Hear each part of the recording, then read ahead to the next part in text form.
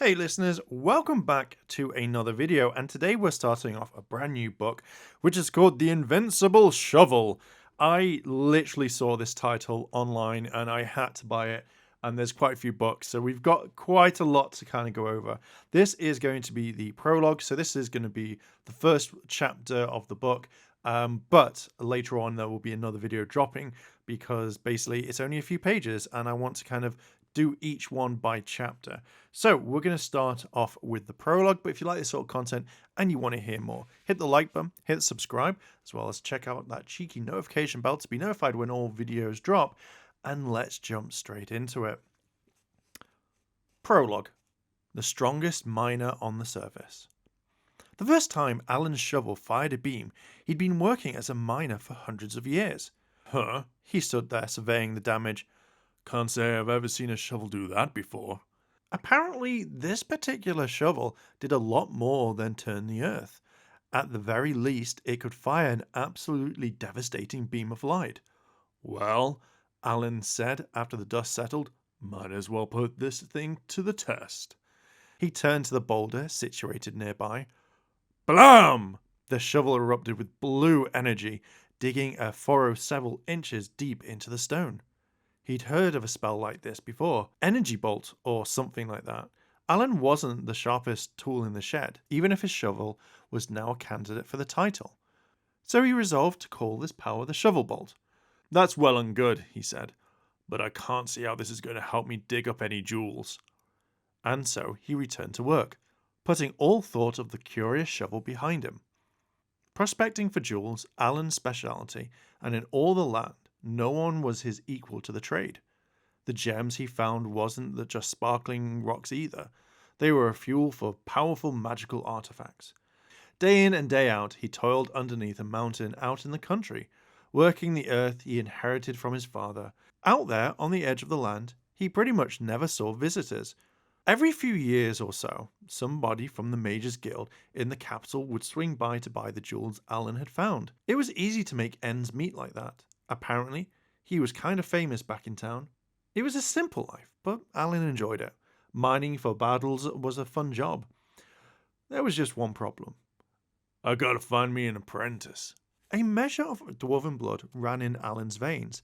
Thanks to his particular ancestry, he could expect to live 150 years, but he'd already seen 120 of those pass him by. It wouldn't be long before his stamina started to wane. He figured that once he noticed going up and down the mountains, 3,000 steps started to become a chore, it'll be the time to go hunting for a successor. But hundreds of years passed, and the steps never got any harder. Eventually, even Alan couldn't help but find that a little odd. Despite living multiple times his natural lifespan, he kept on going the same as he always had, his energy never flagging. It's peculiar, he said at last. Passing strange, even.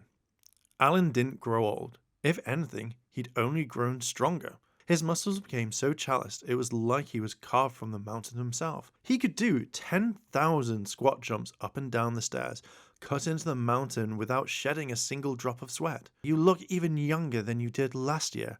I'm so glad you're in good health, said the visitor from the Mages Guild. Something wasn't right. It was then that Alan recalled the moment long ago when he fired a beam from his shovel. If his calculations were correct, that was a precise instant he'd stopped aging. Alan had to test his theory.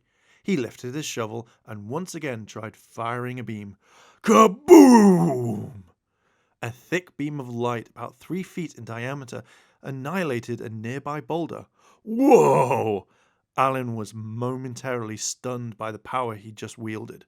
He stood in shock for a moment before he came to a realization. I can mine for even more jewels with this thing.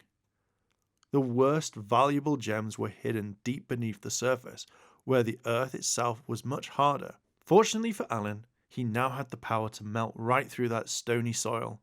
With his amazing shovel in hand, he could mine harder and deeper than ever before.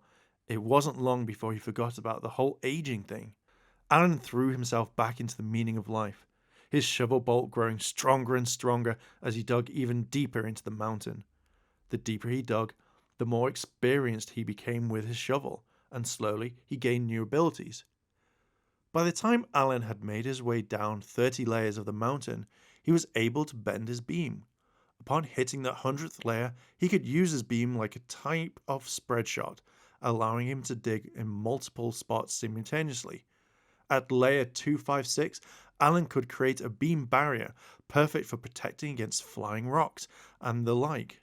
He dug deeper and deeper. Eventually, Alan came up to a dark shrine, surrounded by lava and guarded by demons. He soon realized he dug to the 1000th layer beneath the mountain, what looked to be like hell itself. "This shrine! It's made of jewels I've never seen before!" shouted Alan in surprise, still a jewel miner to his core. And so, Alan dug for jewels in hell. He was attacked by demons time and time again. He fought them off with his shovel bolt. A dragon made an appearance, but even it was no match for the power of Alan and his miraculous shovel. Finally, the Emperor of Hell itself declared war on Alan, sending an army of 300 demons and 30 ancient dragons after this unwelcome miner. In the centuries to come, this would have been referred to as the legendary Jewel War. In the end, the Emperor of Hell and his armies were destroyed by the Invincible shovel's powers. Alan simply dusted himself off and went back to work. Centuries passed this way, with Alan and his shovel happily mining the earth of shining gems. But after 1,000 years, something happened on the surface.